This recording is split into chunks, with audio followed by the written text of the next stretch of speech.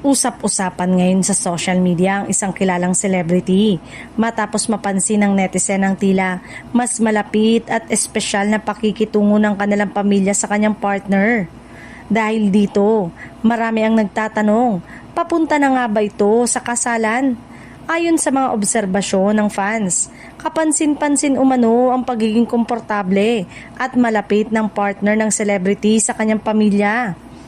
Sa ilang lumalabas na larawan at kwento, tila bahagi ito ng mga pribadong okasyon at simpleng salo-salo na karaniwang indikasyon ng mas malalim na relasyon.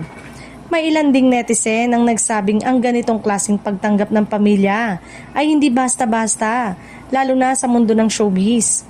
Para sa kanila, isa itong senyalis na maaaring handa na ang magkabilang panig sa mas seryosong commitment. Gayunpaman, may mga taga-suporta rin na nananatiling maingay sa pagbibigay ng kahulugan. Ayon sa kanila, posible namang natural lamang ang pagiging malapit ng partner sa pamilya at hindi ito agad nangangahulugan ng nalalapit na kasal. Sa ngayon, wala pang opisyal na pahayag mula sa celebrity at sa kanyang partner hinggil sa tunay na estado ng kanilang relasyon. Nananatili silang pribado pagdating sa mga ganitong usapin, kaya't lalo lamang nadaragdagan ang intriga.